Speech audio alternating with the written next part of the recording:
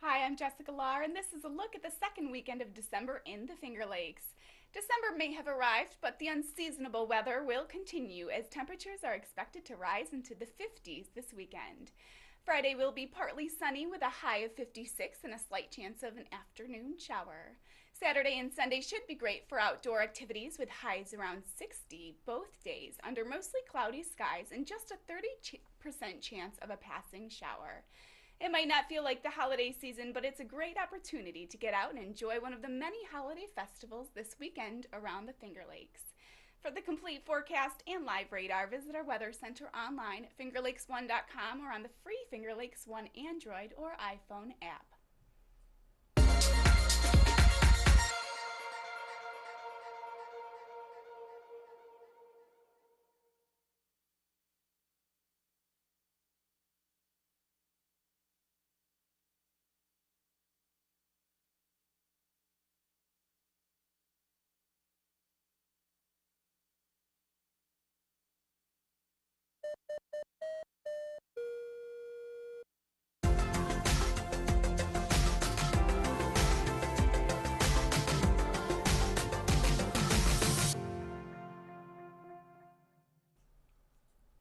With the holiday season underway in the Finger Lakes, it's always exciting to see a variety of great photos sent in to us at fingerlakes1.com. Here are our staff picks for this week's top 5. Kicking us off at number 5, Justin Shaw caught this Finger Lakes Railway train making its way through Seneca Falls by the old Sylvania plant on Monday afternoon. At number 4, Robert Lychak was up early Monday to catch the sunrise over Cayuga Lake.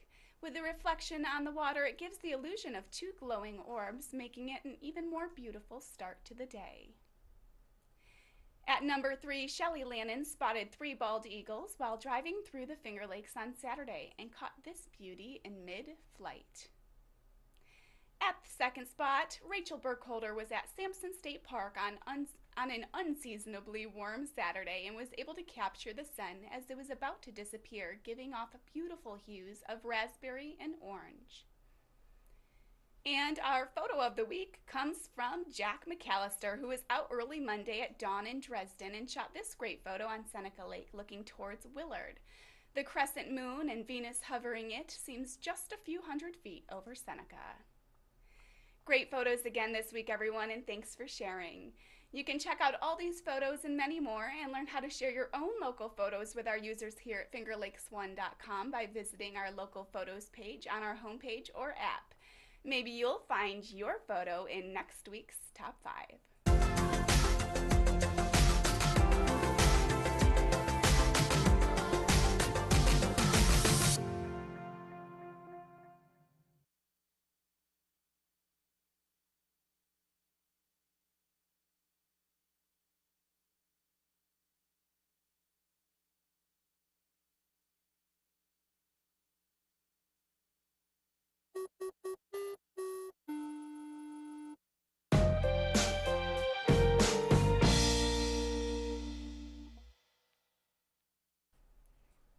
December is here, although you wouldn't know it with the warm weather, and the holiday season is here in the Finger Lakes. Here's a look at your top 5 local events taking place this weekend. Kicking things off at number 5, Generations Bank in Seneca Falls is hosting an ugly sweater party Friday to benefit the transformation of the Seneca Knitting Mill into the new center for great women. The event will include a catered dinner by Cafe 19, live music by Frankie and Jules acoustically speaking, wine, a 50-50 raffle, and of course an ugly sweater contest. Tickets are $35 and can be purchased at Generations Bank at 19 Cayuga Street or Cafe 19 at 20 East Bayard Street. Next, at number 4, Willard Memorial Chapel in Auburn is hosting their annual holiday open house on Sunday. The fun begins promptly at noon as Santa and his helpers read "'Twas the Night Before Christmas" by Clement Moore. As a surprise, Santa gives children in the audience a book to take home. Then, at 2:30, enjoy Susan May playing Christmas carols on the Steer and Turner pipe organ.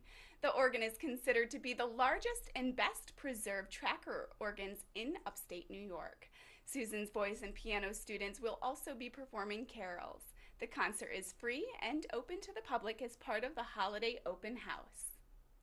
Coming in at number 3, Holiday Hurrah 2015 Craft and Vendor Show is set for Sunday from 10 until 3 at the Phelps Community Center at 8 Banta Street in Phelps.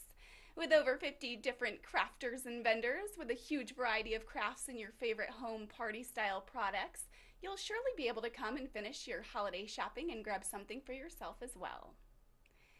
At number 2, Ithaca's annual Ice Festival will be underway starting Thursday and running through Saturday. The newly rebuilt Ithaca Commons Mall will be transformed into a crystalline dream world dotted with scores of exquisitely detailed ice sculptures and crowned with a bar and lounge made of solid ice where visitors can savor beer, wine, or hot cocoa.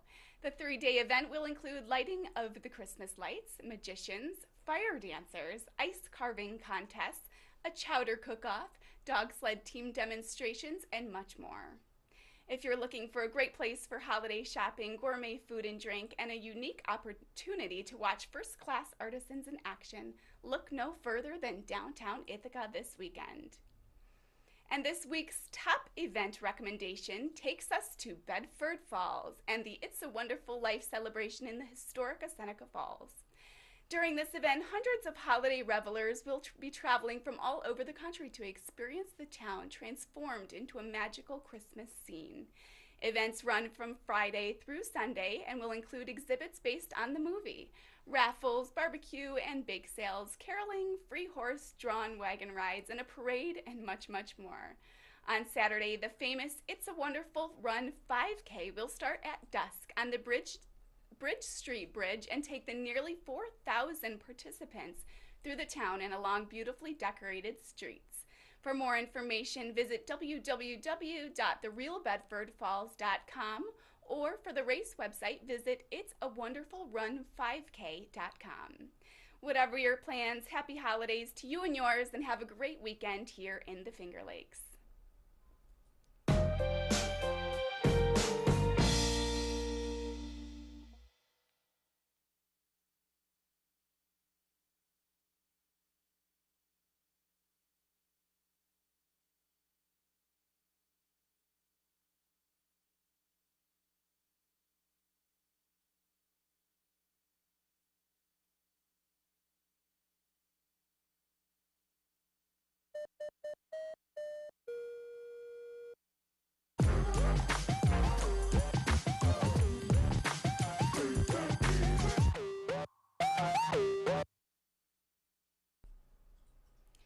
Geneva's Dale Driscoll is the grandmother of Brittany Passalacqua, for whom Brittany's Law is named. On this week's Inside the Finger Lakes with Josh Durso, Driscoll talked about her fight to get the law passed through the New York State Assembly. Good afternoon and welcome to Inside the FLX. As always, we are coming to you live from the Finger Lakes 1 studio in downtown Seneca Falls. Thanksgiving is officially behind us, and we have a very special guest today as Dale Driscoll joins us in studio to talk about Brittany's Law, legislation in New York aimed at creating a violent offenders registry and protecting families from domestic violence. Dale, how are you? Good. How are you, Josh? Very good. So, for those who don't know you, me and you have worked together for several months now on various projects for the Finger Lakes Times and now here. For those who don't know you or know how Brittany's Law came about, tell us a little bit about yourself and how it all came to be. I'm the maternal grandmother of Brittany. There were actually a few different things that had happened that just didn't sit well with me. Number one, Helen was never told what John Brown had done, why he was actually in prison. He told her that he was in a barroom brawl, that his hands were registered weapons, and that's why. And she thought, oh, great, this guy will take care of me. That was all a lie. Number two, we found out later that he wasn't around his own children, yet he was allowed to move in with her underage children. Third, I was there the day before this happened, and he had to meet with his parole officer and his parole officer's boss in Rochester, and He came home, big grin on his face, Mhm. and bragging about this business card that he got, Mhm. moniker to get it out of jail free card, Mhm. if he agreed to work with them once his parole was done as a narc. Mhm. And it just all of it was wrong. I felt the system failed them. Mhm. I felt it was going to continue to fail people. So I sent out an email to Senator Nozzolio. Mhm. I think actually two, and I think they get kind of overwhelmed sometimes. Yeah. And it really wasn't too long before they had me in their office Mhm. talking about what happened. Just as a quick little setup to that, for those who do not know, uh, Brittany and her mother Helen were both murdered in 2009. Correct. That is sort of the setup to in Geneva. That is the setup to what you Yeah. just explained. So this has been something now. Brittany's Law has been getting batted around New York State now for half a decade, Mm-hmm. 5 years. What has been the biggest challenge that it's faced so far? Getting it to the assembly. Mm-hmm. It passes the Senate overwhelmingly every year, Mm-hmm. but we can't even seem to get it out of committee. 5 consecutive years, Yes. correct? Yes. We can't get it out of corrections committee to even get it to the floor for a vote. And nobody is telling us why. I did get an answer one year, about 3 years ago, when Dennis Gabrizak sponsored the bill in the assembly. And it's got bipartisan support too. Of course, Republicans in the Senate and a Democrat usually sponsors the bill in the assembly. Yep. So that shouldn't be an issue.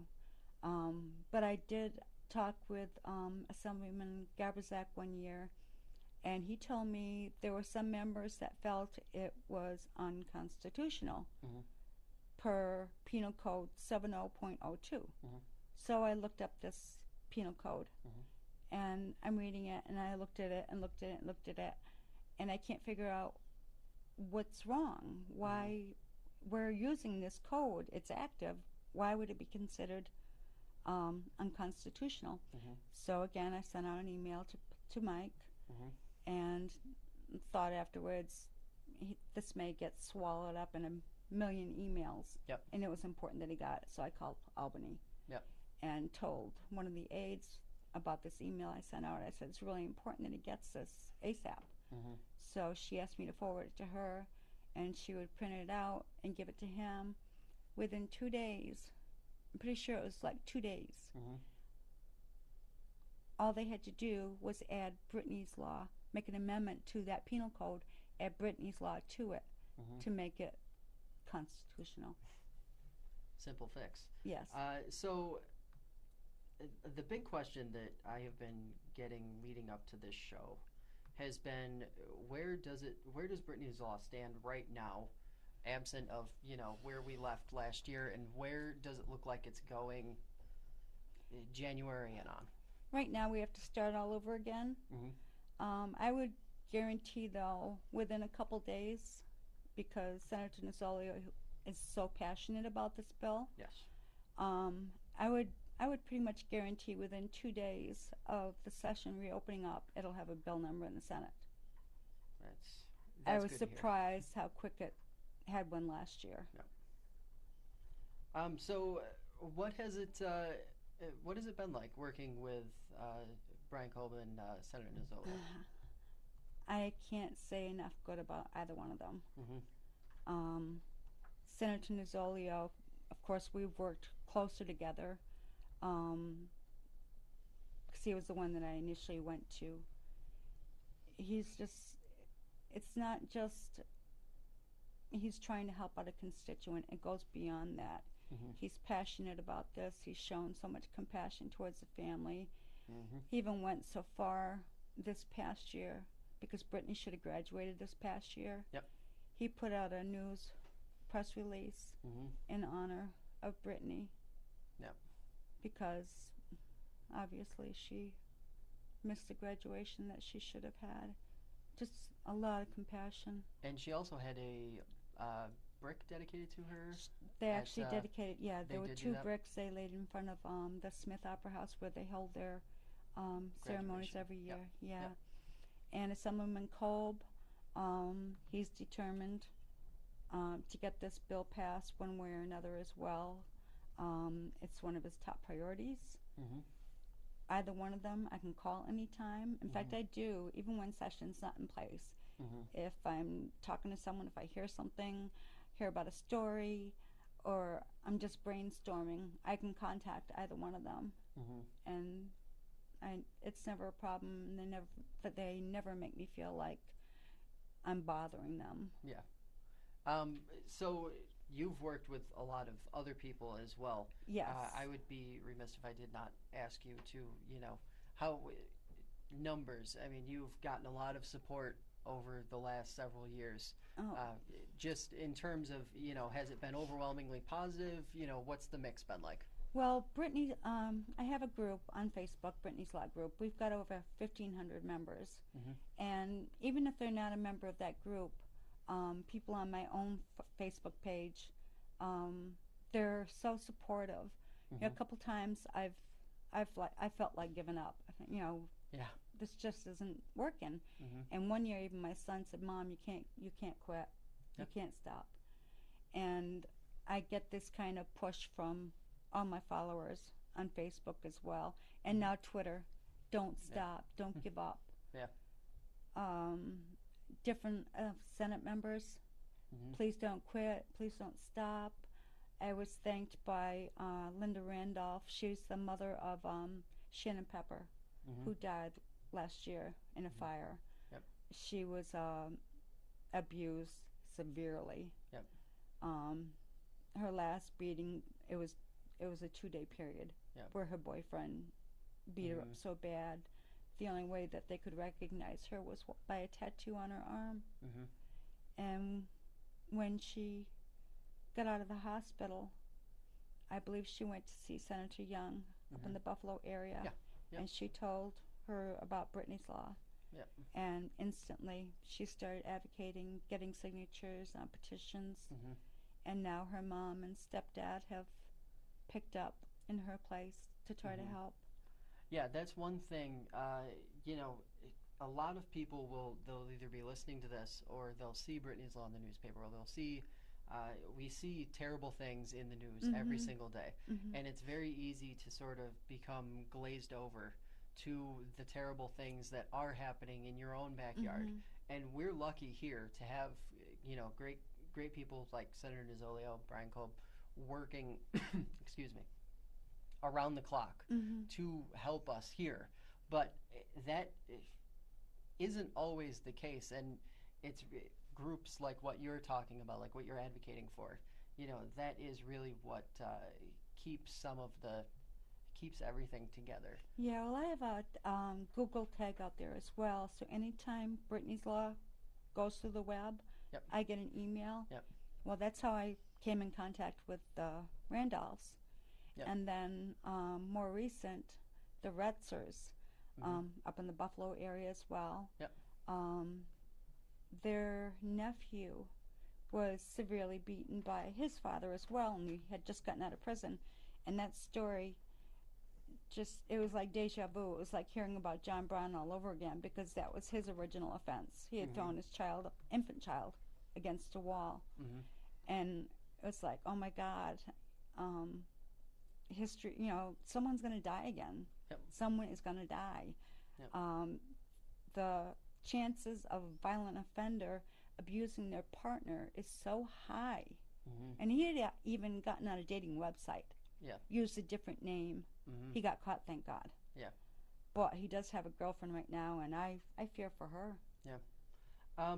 So one of the things we've talked about a lot over the last few weeks is sort of the discrepancy, we'll call it, between, or the disconnect, I guess would be a better way of saying it, between people who think this is just a criminal issue and those who think this is a women's issue. So I know you know this side very well. Mhm. Talk to us a little bit about why it's a women's issue and not just a criminal issue. Well, I can understand why they think that. I mean, it's not just a woman's issue, number one, because domestic violence happens to men too. Yep. Not as often, because, well, number one, a lot of men aren't going to admit that they've been abused. Yep. It's a macho Yeah. man thing. But if not physical, there's a lot of mental abuse that goes on. And on both parties, a lot of it isn't even reported. And if it is, it takes years. But women and children are also more vulnerable. They're the weaker of the two sexes. Yep. And the numbers are just staggering as far as domestic abuse, and it's not getting any better. I got some figures that I want to read verbatim because it just amazes me. Yeah, it is. It's one of those issues that, as much as it is seen repeatedly, but you don't really understand the mass of the problem until you actually see some of the numbers that are out there. Take it away, by all means. The first one that really shocked me, they were talking about the number of American troops that were killed in the Afghanistan and Iraq war. Yep. Between 2001 and 2012, it was 6,488 soldiers were killed. Yep. The amount of women murdered by a current or ex-partner was 11,766 in that same time frame. That's almost double. Yeah. From a war. Yeah. 3 women are murdered every day by a current or former partner. 38,028,000 women have experienced partner violence in their lifetime. 4,774,000 women in the U.S. experience physical violence by their intimate partner every year. Every minute, 20 people are victims of intimate partner domestic violence. 1 in 4 women will be victims of severe violence by an intimate partner in their lifetime. For men, it's 1 in 7. The number of paid work loss week every year is 8 million, equivalent to 32,000 full-time jobs. So let me ask you this, and I'm sure you've been asked this a million times since in the last 4 or 5 years. What do you think has stopped? What do you think has stopped this from? Because those numbers didn't just appear last night. No. They've been around. Right. So what do you think has been the disconnect or the slow call to action on this particular issue over the last decade, 2 decades, Well, going back? I think for a long time, and this might just be my personal opinion, so often the police get calls with a domestic violence issue, and then when they get there, nothing's done. There are no charges filed. It's he didn't really mean to hurt me, blah, blah, blah. So I'm thinking maybe something needs to change there. In fact, I thought it did, at least in New York State. I thought something had changed. I feel that if they get a call and the police go to that home and see that someone was hurt, it should be taken right out of the abuser's hands, and automatically that person's arrested. That way they're not going to have to worry about their abuser coming back on them. You had me arrested. Yeah, take it up with the prosecutor, not with the with your ex or with your significant other. Okay, so one of the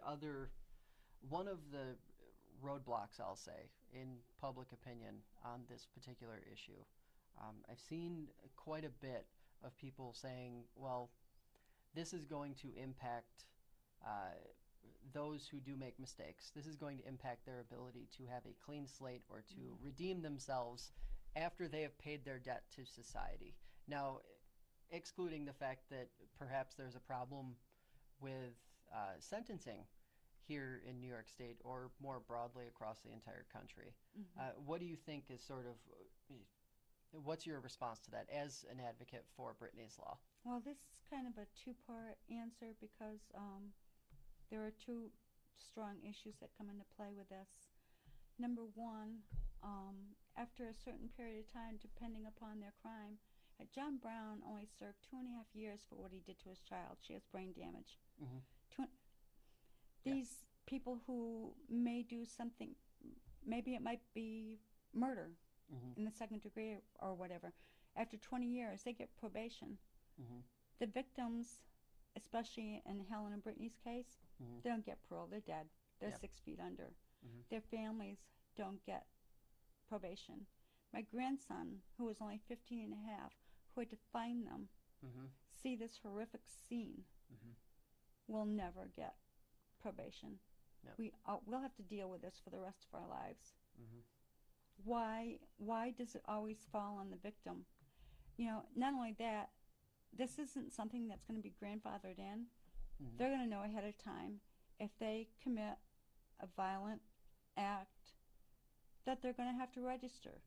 So it would become, what you're saying is it would effectively become a part of the sentencing process. No one would be going in blind. Right. There would be knowledge. Right. In fact, I think, I'm not positive, but I think it wouldn't even go into effect until 180 days after it's signed. So people are going to know. So if you don't want to have to register, don't do the crime. Yeah. And Assemblyman Kolb made a good point at the last press conference we had with him. If you don't pay your utility bill, they know where to find you. If you don't pay your taxes, you can be darn sure the IRS knows how to find you. Why shouldn't we have the right to know this? I mean, we're talking about human lives, not just ourselves, maybe as adults, but our children as well, maybe our teenage daughters or nieces. Yeah. We should be able to look them up, and if they've gotten off parole, you may never know. Yeah. One of the things, you just sparked my memory on something. One of the issues that I recall hearing about was a cost associated with this, and you may or may not know the answer to this, but you've done a lot of work with Mike and Brian, so I would assume that you might have some knowledge. Would the cost be so great that this type of law would be not feasible, or is that just kind of a part of the rhetoric of the other side? I think it's part of the rhetoric, because I've spoken with Brian about this a lot. The initial setup would be the biggest expense, but after that it's just maintenance. Same as with Megan's Law. Yep. In fact, this would mirror Megan's Law. 3-tier level, 3 being the worst, second, first. It would just be the initial setup. And look at all the lives you're saving. And I talk about, job loss, hospital costs. There are so many things. A lot of these people are on state aid. Yeah, I was going to say there's a more systemic issue there you're speaking to also, is that it would reduce the cost of the state would effectively have reduced costs associated with Brittany's Law if it were implemented. Right. I mean, if they would properly. look at the whole grand scheme of things, not just the initial part, they would see. Be sure to check back at FingerLakes1.com for the latest weather forecast and local news throughout the week. For FingerLakes1.com, I'm Jessica Lahr. Happy holidays.